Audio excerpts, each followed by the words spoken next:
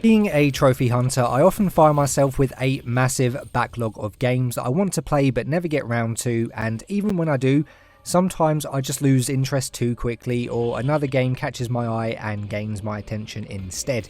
Infamous Second Son just so happened to be one of these games I added to the backlog, and even though I had started it, never got around to actually finishing it, which is a shame because now that I have, I can honestly say this was a really fun and enjoyable experience. Well, in today's video, I am going for the Platinum Trophy on Infamous Second Son, and I'm taking you guys on that journey with me. You guys have also been suggesting in the comments that I play the Infamous games, and seeing as I had already started this one a few years back, I thought I'd get this one cleaned up and completed first before going for the rest. Now, to platinum this game, I've broke it down into 3 steps. Step 1 is to finish the game for the first time, going for all of the good karma choices and getting the good ending.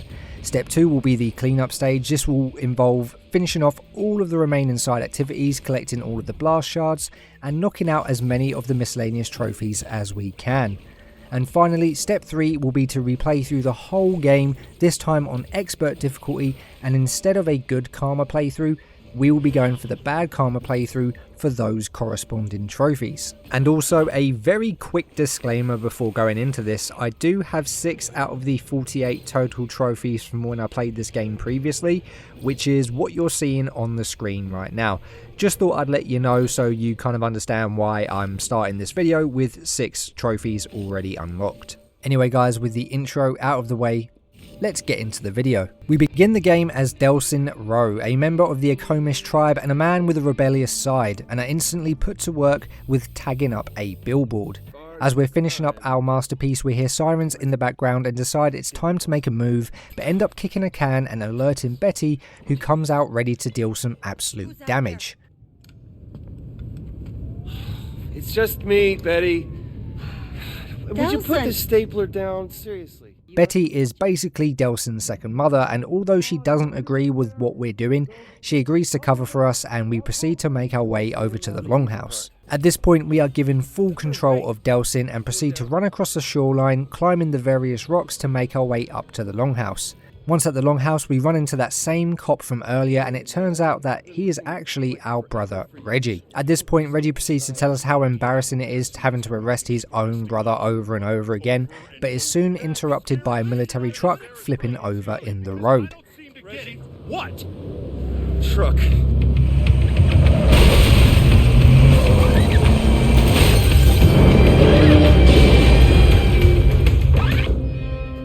We then see 2 of the prisoners escape and Reggie decides to go after them. We proceed to make our way over to the truck where we find another one trapped under a door and proceed to help him out, although a few moments later, Reggie comes back and the prisoner decides to take us hostage. All of a sudden he shoots something out of his hand, and in an attempt to get away, we grab his hand and immediately begin seeing a flash of images. When we come back around, we realise that not only was that prisoner a conduit, but turned out that we were too. And as we begin making our way through the destruction, we discover that we have very similar smoke style abilities. We find Reggie trapped under a car, and after helping him, proceed to make our way back towards the cannery to find the escaped conduit. Once inside the cannery, we find the conduit and once again make that special connection. We find out that upon touching another conduit, we actually experience some of their memories and gives us a bit of background into who they are. In this guy's memories, we learn that the DUP weren't the type of people we wanted to be caught by, as they treat conduits basically as lab rats. We then come back to and proceed to have a fight with the conduit, but he manages to escape, and upon chasing him out, are greeted by a big group of armed DUP agents. It's at this point we are introduced to Brooke Augustine, the head of the DUP and the main antagonist of this game. Turns out though that Augustine is also a conduit herself and uses her abilities to bring down and capture bioterrorists in an effort to fight fire, with poor Hank here being one of those terrorists. She asks us if Hank had revealed anything to us while we were in the cannery, and although we disagree, Delsin can't help but be a cocky bastard, which leads her to giving us some concrete balls and gives us our first karmic choice of the game. We can either take the good option and tell her the truth about what has happened, or we can take the evil option and let her stonify numerous members of the tribe.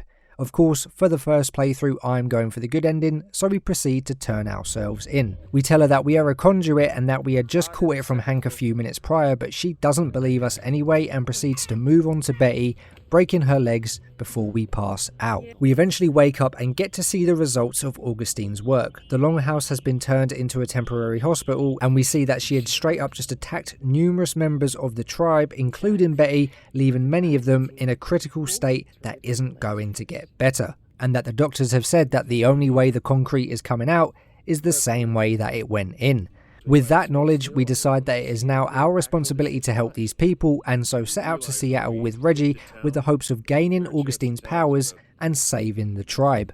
On our way there, we end up coming across a device known as a core relay, and upon draining it of its energy, gain a new power for our smoke ability, and are introduced to blast shards. These shards allow us to upgrade Delsin and also count as a collectible, as we will need to collect all of them for a trophy later on. After getting our new power and helping out a trapped bus, we reach Seattle, where we find the DUP has taken control of the city in order to contain the other 2 escaped conduits. Once there, we get to see firsthand the oppression that the DUP has brought to the city and decide to work towards bringing down their operations, and although reluctant to, Reggie helps us out by giving us a location of some more core relays, allowing us to gain some more abilities. This leads us to heading over to the Space Needle, where we proceed to climb to the top because of course there wasn't going to be an easier way. We gain access to a new karmic streak ability called the Orbital Drop and use it to take down the DUP's communications antenna.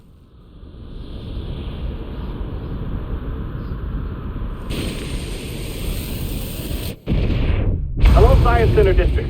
I lost you. Do you read me? Now at this point, before we can continue any missions, we have to wait for Reggie to call us, and even when he does, we would still need to take out the mobile command center located in that district.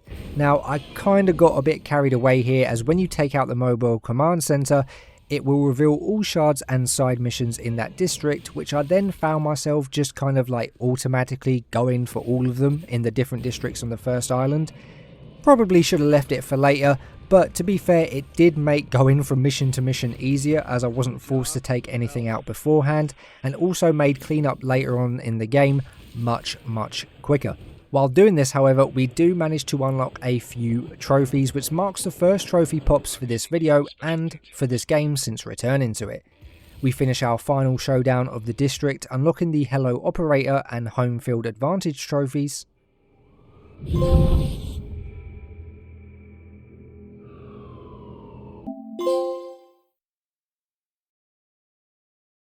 We collect half of all of the blast shards in the game for the Bweep Bweep Bweep trophy.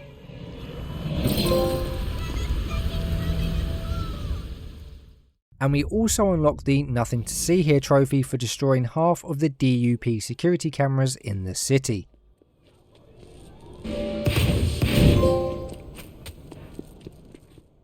With that out of the way, we then turn back to the story, where we focus on finding the other 2 conduits that have escaped the city, with the first currently on a murder rampage, and with the help of Reggie managed to track down some of the crime scenes, where we discover that the conduit, similarly to us, has their own artistic side and leaves their own kind of tag, only theirs is with neon powers and not with spray paint. We also find out that they are only going after drug dealers, and while investigating another crime scene are almost hit by a neon beam from the conduit.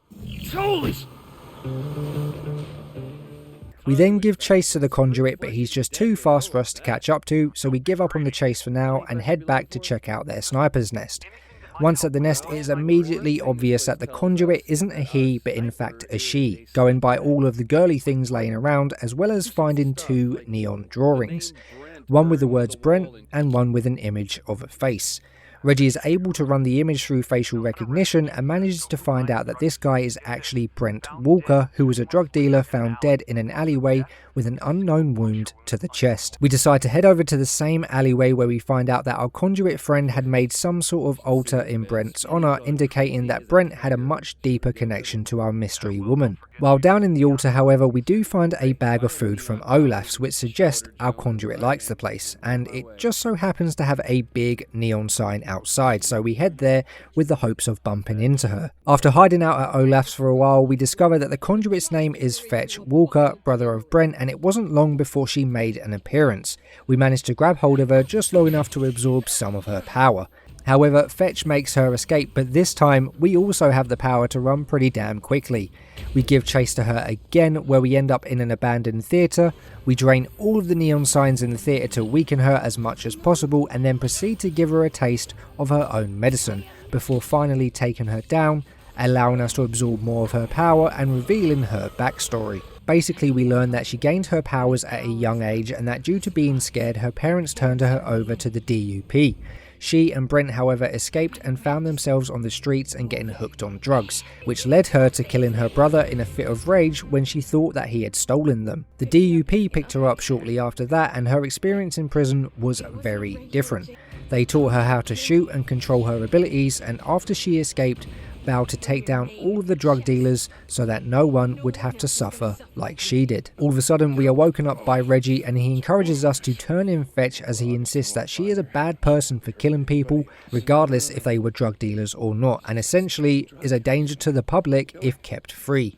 However, due to seeing her backstory, Delsin isn't prepared to let her get locked up, and instead we are given another karmic choice. Of course, we are going for the good ending in this playthrough, so we choose to redeem Fetch with the hope of getting her to use her powers for good. Even though we have her power, we are still far from being able to use it in combat, so with the help of Fetch, we locate some more reload kills, gaining some new abilities for our new power, and in the process, manage to unlock a couple of trophies. The first being the Make Fetch Power Trophy for hitting 3 weak points in 6 seconds with the Neon Beam ability.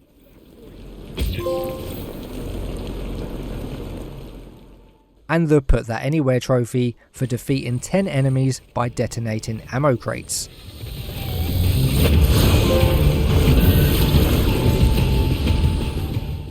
After upgrading our new power, we then help Fetch with taking out numerous drug shipments being imported into the city that in turn will cripple the drug rings around Seattle. After doing so, Delsin gets a little lucky and we get another trophy. Hey, just woke up. You were gone. Yeah, I gotta go hook up with the other woman in my life. The next morning, Reggie informs us that he has located both Augustine and the other escaped conduit, and that both are located in the lower half of the city on the second island. And with that new information at hand, we use our new power to scale the giant wall blocking the bridge and proceed to make our way across, avoiding the numerous troops and turrets scattered along the way. While making our way across the bridge, we eventually run into the woman herself, Augustine, and she reveals to us that she has been watching us closely and has heard we have picked up a new power. We of course deny this and are then forced into a fight with a much tougher DUP agent, where we reveal our new ability. We bring the agent down and admit to Augustine that yes, we do in fact have a new ability, but we tell her that we will leave the city and never come back if she agrees to give us just a little bit of her power to save the tribe back home. Of course, she doesn't agree with that proposition and instead decides to begin encasing us in concrete. It wasn't looking good for our man Delsin here, but luckily, as if by a miracle of God itself, we are picked up by something mysterious and brought to safety on the bottom half of the city. Once on the second island, we get a call from someone called Eugene, claiming to be a big fan of our work and is a sympathiser with the conduit cause. We ask him for any help locating the escaped conduit, and he puts us onto the DUP that has plans of moving some suspected conduits through the city. We set up an ambush for the convoy and attack. After clearing out the DUP agents, however, we search the bus and find no conduit. We continue to search the other convoys that are around, but still fail to find any conduits, as they seem to be getting snatched up by the angels, seemingly created by the escaped conduit that we are currently on the hunt for. At this point, Reggie calls us with an idea. His plan was to put on one of the yellow vests used to mark suspected conduits and have Delsin chase him through the city. That would hopefully attract the angels, and that way when he gets picked up, we can follow and track him to the escaped conduit's hideout.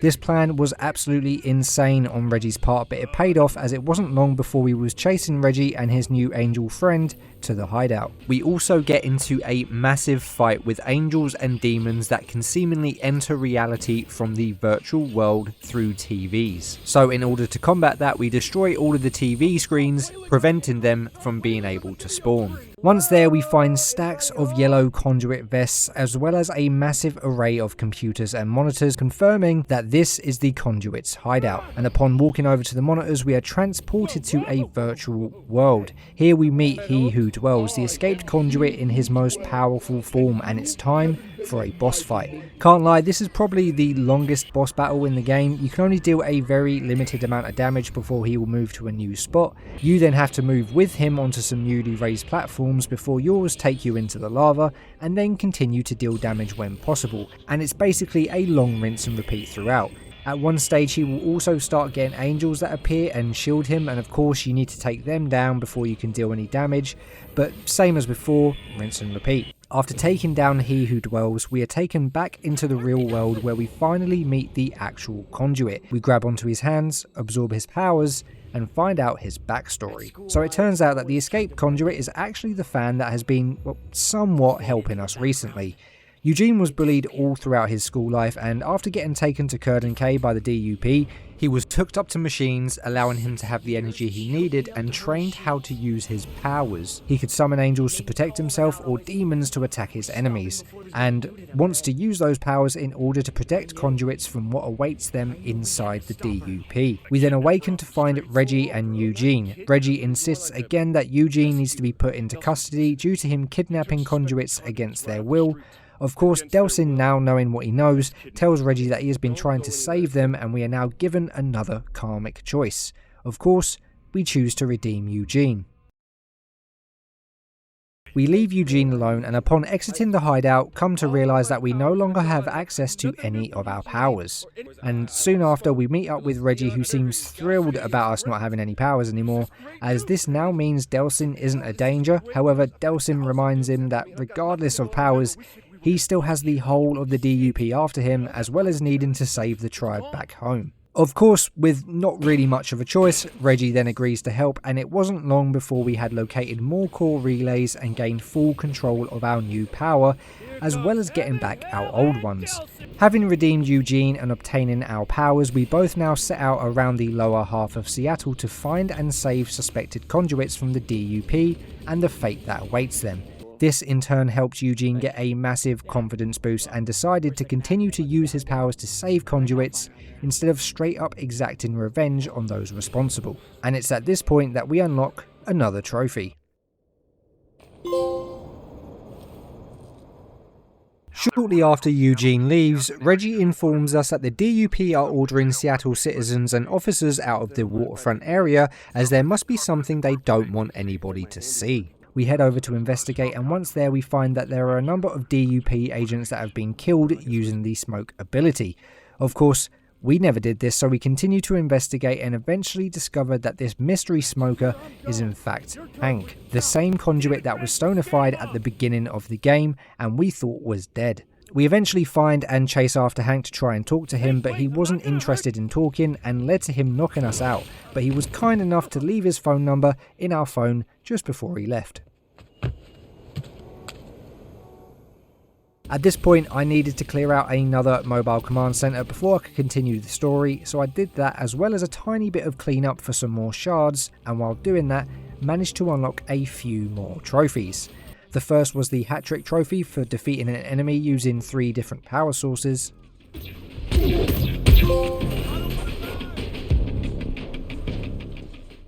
The second was the excessive force trophy for using a karmic streak attack to defeat exactly 1 enemy.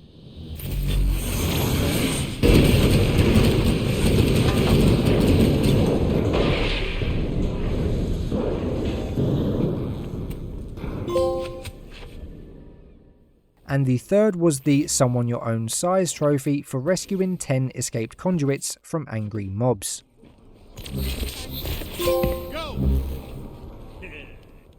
Now being able to continue on with the story, Hank contacts us and informs us that Augustine has captured both Fetch and Eugene and that she has trapped them on a concrete structure between the 2 islands.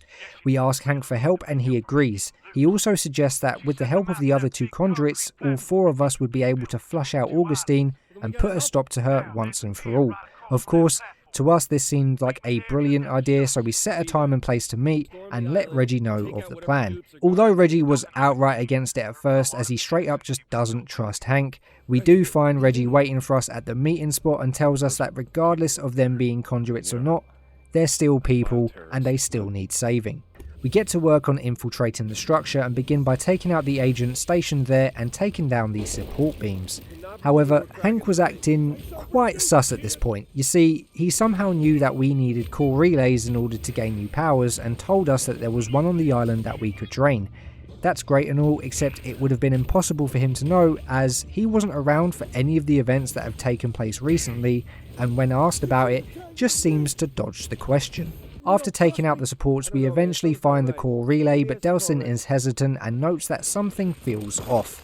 All of a sudden, a wild Augustine appears out of nowhere and once again begins to encase us in stone. Turns out Hank had double-crossed us and led us to Augustine in an agreement that they had previously made. Luckily though, Reggie makes an appearance and this time he's brought a rocket launcher, which he uses on Augustine and manages to save us. Now even though our legs were free, unfortunately our hands were still stuck together and we begin to make our way back to Reggie, avoiding the numerous agents and turrets along the way. We eventually make it to Reggie and he breaks our concrete restraints, but Augustine wasn't prepared to let either of us walk free. Stop! Leave my brother alone, you bitch! Good job! Reggie! Come on!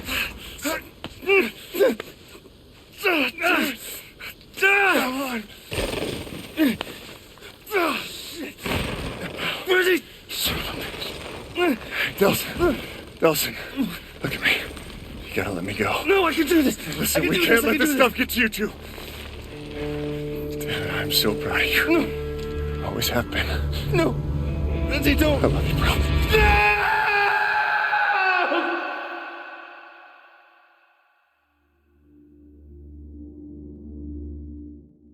Yeah, that bitch killed Reggie, so now it was time for her to die. We gave her everything we had and she was tough. She definitely wasn't going down easily. The fight eventually even led us to sink in the whole entire structure. However, Augustine managed to escape. Delsin swims to shore with a tunnel vision for revenge and his first stop, Hank. We track Hank to a dock where he was planning to escape the city and he reveals to us that he only double-crossed us because Augustine had his daughter and promised that she would let him leave with her if he turned us in. We are left with another choice. Spare Hank, as realistically, wouldn't anyone in his position do the same thing? Or kill him for betraying us? Obviously, we're going for the good playthrough and the guy was just trying to be with his daughter, so we spare him.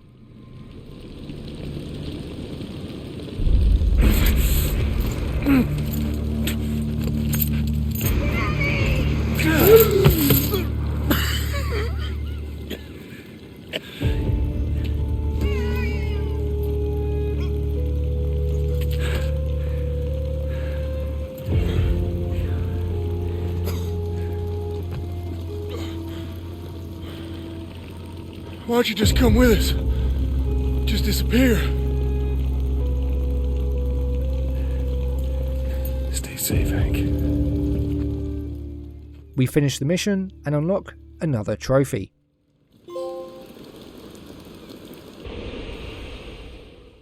At this point we turn our hatred and revenge to the person who actually caused all of this to begin with. We make our way over to Augustine's tower where we shut down the electrical fencing around the outside and begin scaling our way up the tower, during which we discover that both Fetch and Eugene had made it out alive and have come to actually help us out. We eventually breach the top of the tower and come face to face once again with Augustine. We get into a fight very similar to the one on the DUP structure moments earlier and eventually take her down. It's at this moment that Augustine actually willingly gives up her power, with this also giving us access to her memories. In this we discover that Augustine was actually in the military and was stationed in Empire City, but once it was destroyed, she had survived and with it gained the abilities. She eventually come across a young girl who had also survived and just so happened to be another conduit. They made their way through the destroyed city to find safety in the military, however conduits were now seen as the enemy regardless of who they were. Augustine then made the decision to encase the little girl in concrete in front of them, gaining their trust and with the promise of capturing and imprisoning any escaped conduits. However, her true intentions were to keep conduits from being killed, even though it got a little bit lost later on down the line. This of course led to the creation of the DUP and Curden K prison. Eventually though, she had realised that she had become too good at her job, and now the military was ready to shut down the DUP, so she decided to take 3 conduits, train them up and let them loose with the intention of causing public panic and allowing her to continue to capture conduits. We come back around and it was time for our final fight against Augustine. Now at first we were completely defenceless and purely had to just avoid her attacks. Eventually though, Eugene helps us out by finding some more core relays, which allows us to unlock our power's full potential and fight concrete with concrete. The fight overall wasn't too tough, just a bit lengthy. She did have some cool abilities that I wish we had the chance to use, but it's fine. We finally take down Augustine and expose her to the public for what she truly is and what the DUP were doing. Augustine was imprisoned, the DUP was crumbling, and Curtin K was closed down, releasing all conduits out into the free world, allowing them to make their own decisions. Delson's actions had caused the public's perception to change on conduits and everything was looking good for them. However, Delson still had one more job left to do: to return to his tribe and use his new concrete power to heal everyone's wounds, with his first stop being Betty. At this point, Delson is widely regarded as a hero both by conduits and by his tribe, and he has also become a man that his brother would have been extremely proud of.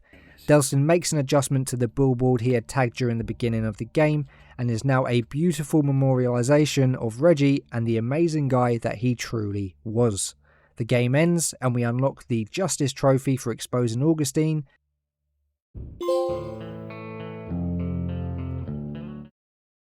and the Reconciliation Trophy for finishing the game with good karma.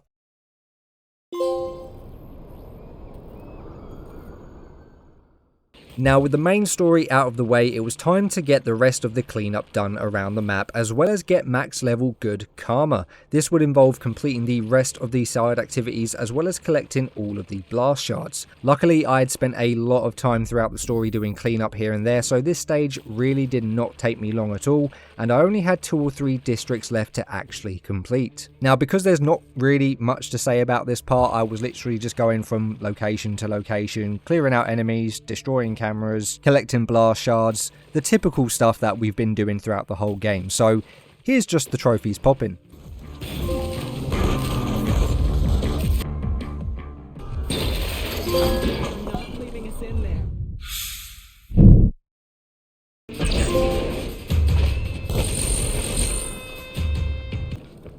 You ever wonder how many powers you can hold? Augustine does.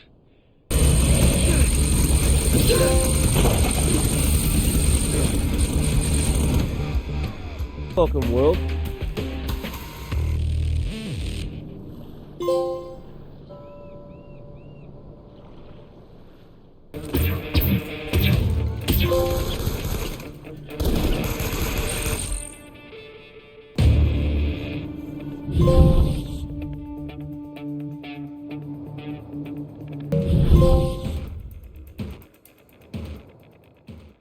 Now with cleanup finally finished, I can move on to unlocking the majority of the remaining miscellaneous trophies that we have left. For the most part this was a walk in the park, with the only issue I ran into was a couple of times not being able to find any enemies. The first trophy we unlocked was the double dash smoke attack, which required us to dash through 2 red vents without touching the ground and then comet drop on an enemy. It took me a couple of tries to do, but we eventually unlocked the trophy.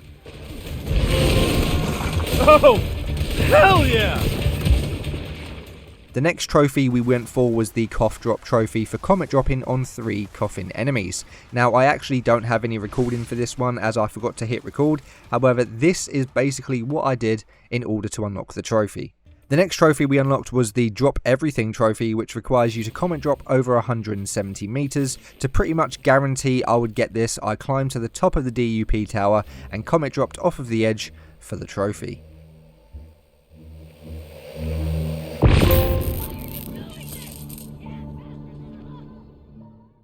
We then unlocked the Keep It Up trophy for staying in the air for more than 45 seconds without touching the ground. This was made a hell of a lot easier thanks to the television power's ability to glide downwards slower than the other abilities, while still giving us the ability to get a bit higher when needed.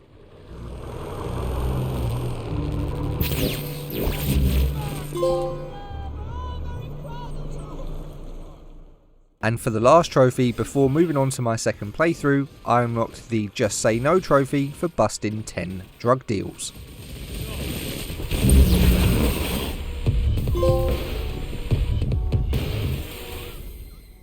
With nearly all of the miscellaneous trophies completed, it was time to move on to my second playthrough of the game. During this playthrough, I would be playing and completing it on expert difficulty, as well as choosing all of the evil karma choices for their respective trophies as well. Now, I went into expert difficulty expecting this to be more difficult than it actually was. I envisioned dying extremely quickly while at the same time dealing significantly reduced damage, but to be fair, that really wasn't the case. The enemies did do increased damage and that was immediately clear from the get-go, but my damage honestly felt the same as if I was playing on normal, so it was easy to take down enemies. For the most part, they died just as quickly, and whenever I was actually low on health, I could easily just make a quick escape to a corner or an alleyway or a rooftop and wait for my health to regen. I did die a few times during this playthrough and it was nowhere near perfect, but it also wasn't anywhere near as bad as I thought it would be. As I also mentioned, I would be going for all of the evil karma choices in the game. For example, at the beginning of the game, rather than attempting to admit to Augustine what has happened, I would just allow her to attack the members of the tribe ruthlessly. Now, I'm not going to go into too much detail about these choices, otherwise this video would be twice as long, so all you really need to know is that the choices we make throughout this playthrough will have Delsin seen as just another murderous bioterrorist and have society left in fear of conduits and their abilities.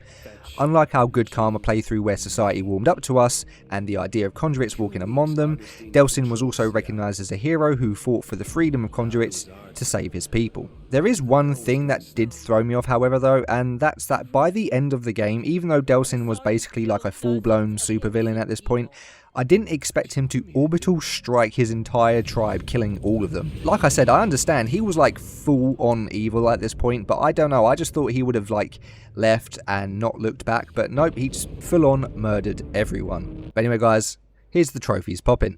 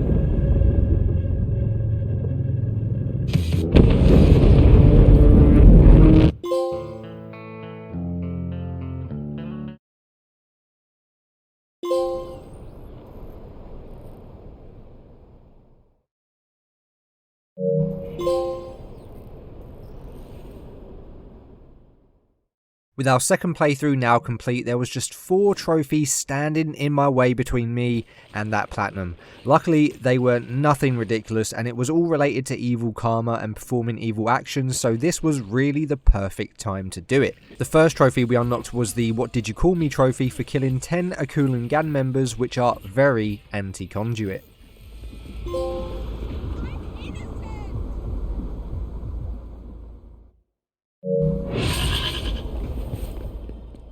While on the search for some street musicians for my next trophy, I took this as the chance to be a further menace to society, destroying things and just killing innocent people, which in turn leveled up my evil karma to level 5, unlocking us the infamous trophy.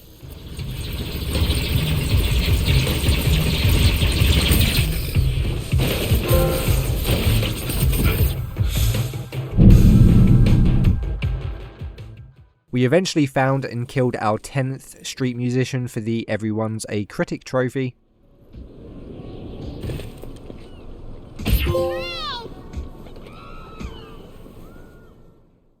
And for my very last trophy of the game, I had such a simple task. I literally just had to continue doing what I have been doing for the past probably like 15 minutes at this point, and that was just to run around the city, look for a total of 10 sign twirlers, kill them, which will unlock us the spin-off trophy and get us that platinum. Okay, so I believe I have like 2 sign twirlers left. I've got like 8 out of the 10 that I need so far. I've been walking around for a few minutes and I haven't found anyone. I keep finding the gang members and the activists and such, but I can't find any sign twirlers now. Like, what the hell? Oh, sign twirler. I've just noticed it on the map. Come on, come here. You are my final one. Come on, platinum trophy. It's so close. I'm just going to absolutely smack him. There we go. Spin-off trophy unlocked.